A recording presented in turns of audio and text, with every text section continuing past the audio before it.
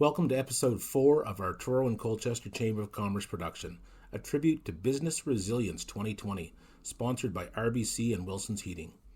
I'm Ron Smith, President of the Chamber, and in today's episode, we will look at the truly outstanding leadership shown by some businesses and organizations in our region during one of the most demanding times since the turn of the century due to COVID-19. Also joining me telling our stories will be the Chamber Vice President Matthew Mossman and Executive Director Sherry Martell. In recent months, we have seen a number of businesses and organizations set apart from the crowd who led by example to spearhead initiatives that supported the community overall, inspired others to join them, found partners to help their cause, and lifted the community up while striving to find solutions. We welcome you to join us as we share shining examples in this episode of Community Leadership. A shining example of leadership in the community this year has been the Truro Farmers Market. A mid-spring closure of the market due to COVID-19 safety protocols led to the creation of an online store featuring more than 40 vendors. This platform gave them an opportunity to continue to sell products and services while the market doors remained safely closed. Through these efforts, an additional employment position was created to aid in the sustainability of the online ordering service. This month, to promote safety in the community, they partnered with a team of physicians led by Dr. Stephen Ellis to host Truro's first drive-through flu vaccination clinic, also supported by the Colchester East Hants Health Centre Foundation. Following a recent fire in Truro that damaged a local business, the Truro Farmers Market welcomed them to their location as a temporary home, allowing Novelty to continue to provide its popular treats and drinks to loyal patrons. We'd like to recognize the efforts of that Dutchman's cheese farm, a family-operated business and economy has had to take to continue its operations through 2020. They kept their doors open to guests at their animal and nature park and farm, offering a peaceful getaway for families in the region. They developed new products and services and provided delivery service throughout central Nova Scotia. When many restaurants and businesses frequented by truck drivers temporarily closed their doors after the arrival of COVID-19 in the province, Crystal Blair, owner of Angel's Diner in Glenholm, spent long days and nights serving warm meals to them at no cost while ensuring they had access to safe, clean washroom facilities. Here is Crystal to share her story.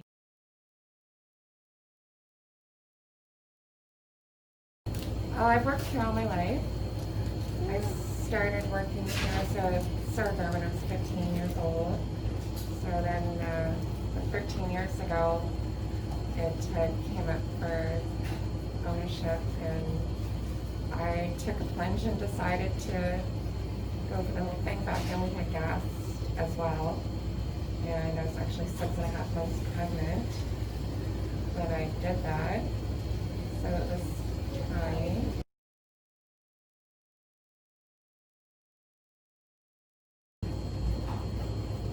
I don't know, I didn't really think too long and hard about it. Like, it just, the very same night that we were told to close,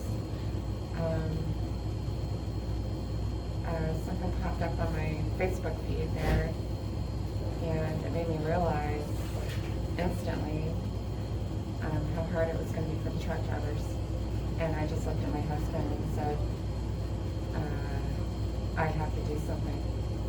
And at that time I wasn't even sure exactly what I was going to do. I told my staff, it was their last day, and so I pretty much knew I was going to, whatever I did, I would be doing it on my own.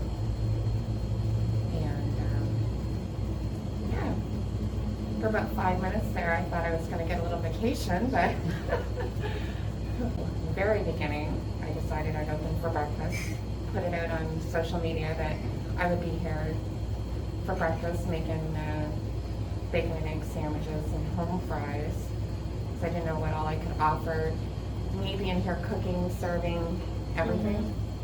And it quickly escalated after that. Pretty soon I was learned that I was able to do a lot more than just breakfast sandwiches, and yeah, the truck drivers were pouring in. They were.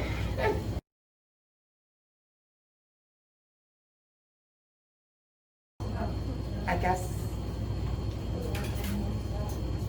people did think I was pretty brave. I had a lot of people tell me that. Like, well, everybody else is hiding like turtles. You're just sticking your neck right out there. But I was scared too. I was really surprised, and like I wasn't expecting it. That's not why I did it. People were sending me flowers from across the country. Like cases of wine from Yost were showing up. It was amazing. I couldn't keep up with it. It was just me being me, trying to help, trying to do something. It was very overwhelming for a very long time.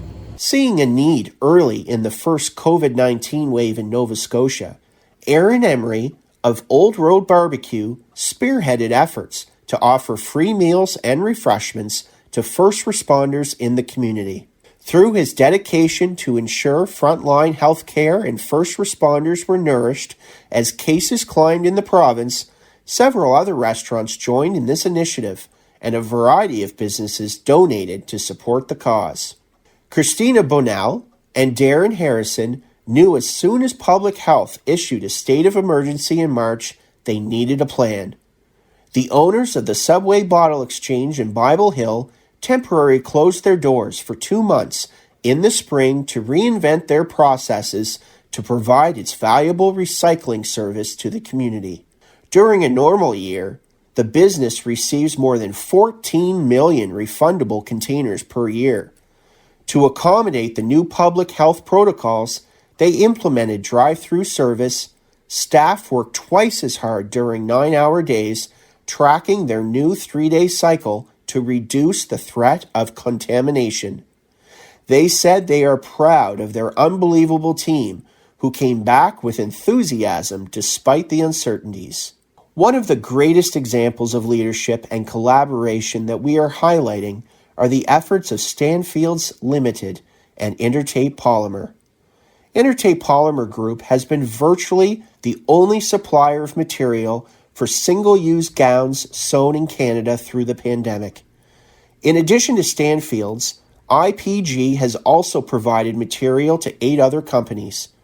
They have supplied over 40 million square yards of material, more than enough to cover 4,000 CFL football fields. This will equal about 10 million finished gowns. Stanfield's produced and shipped more than 3 million gowns and 80,000 masks, destined for frontline and essential workers across Canada. Additional staff were hired to accomplish this task. Officials with Stanfield's said they are forever grateful to frontline and essential workers. Faced with new health protocols preventing shoppers from entering many businesses to make in-person purchases, the Downtown Truro Partnership and the Town of Truro got creative with their support and initiated a free delivery service across central Nova Scotia to promote shopping local. Jenn Mantin, Executive Director of the partnership, tells how it all unfolded. So during COVID, I guess initially it was extremely impactful on our downtown business community specifically. Obviously, when things were, instructed to, when businesses were, I guess, given very limited opportunities with what they could do with business, they were put in a position to just, either have to choose to close down because they couldn't. I guess really it wasn't worth it to cover the overhead costs of operating a business with so little foot traffic when people were mandated to stay in their homes. And it was really difficult for our downtown business community, specifically mandated closures like the personal care services and restaurants. With that, I think our business community has done very well, and many of them pivoted and kind of changed their business models a bit so that they were still able to have alternate revenue streams. But generally speaking, it was really difficult. And in downtown Truro, our foot traffic was next to none. So, how do you do business when you're not getting anybody through your doors? It was very difficult. So there's a few different initiatives that we had that we tried to, I guess, pull together quite quickly to assist the businesses. And the initial ones were some simple, I guess, online promotional activity that would assist businesses, whether it be through purchasing of gift cards or downtown dollar giveaways, because people were really trying to pivot and kind of offer online ways to shop. So we did a few different promotions. We did a Mother's Day gift card giveaway. We did a matching downtown dollar purchase, and really tried to still drive some traffic and some purchases in our downtown community. Those are kind of the initial first steps that we did. Then once the businesses were kind of allowed to reopen and needed signage and whatnot, we worked with local partners and organizations in our community to create signage. We talked one-on-one with the businesses to implement strategy and assist with I guess their business plans and models moving forward. So a lot of conversations, a lot of collaborative group discussion. One of the bigger initiatives that we did during the pandemic was our downtown delivery service that was partnered with the town of Truro. We offered a delivery service. It was a collaborative initiative where businesses would drop anything that they needed delivered to other regions or even here locally in our own county. And we would collect packages, and then internally our staff would drive and drop the packages to their customers. And we service Pictou County, East Hants, and Colchester County. And then just generally a lot of continuing to market and ensure that people understand that, you know, our downtown is open. And while we still have to be safe, we still need to support our local economy. So that messaging was, I guess, top of mind constantly, and we ensured that we messaged that effectively throughout the whole pandemic. If you want your town to, you know, thrive and you want the community you live in to do well, we need to stay away from online shopping and when you can and do what you can afford. Obviously, you need to stay within your means. I guarantee you, if you're shopping in downtown Truro, you're receiving superior products. Same goes for service when you come to restaurants or you know, spas or hair salons or service industry. But yeah, so you're receiving greater product, but you're also receiving that like one-on-one touch. These business owners are going to take their time to assist you in any way you need, and if they can't offer you something, they're going to recommend somebody who can, which is really cool. So you're getting it an amazing service on top of the product, which is what makes, I think, really makes our business community. It's just that those offerings that we have that you just can't get online.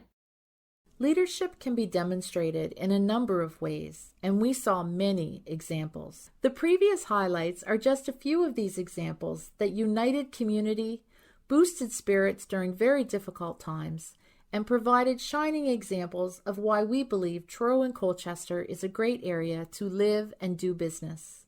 The Chamber, along with its many partners, has also shown leadership, providing one-on-one support to help businesses navigate streams of government assistance and other programs, offered safety supplies and signage free of charge, while consistently sharing accurate, timely information for the business community. We encourage you to watch all 4 short videos in this series, a tribute to Business Resilience 2020. They are found on our Chamber's YouTube channel. Remember to shop local first to support your small business community.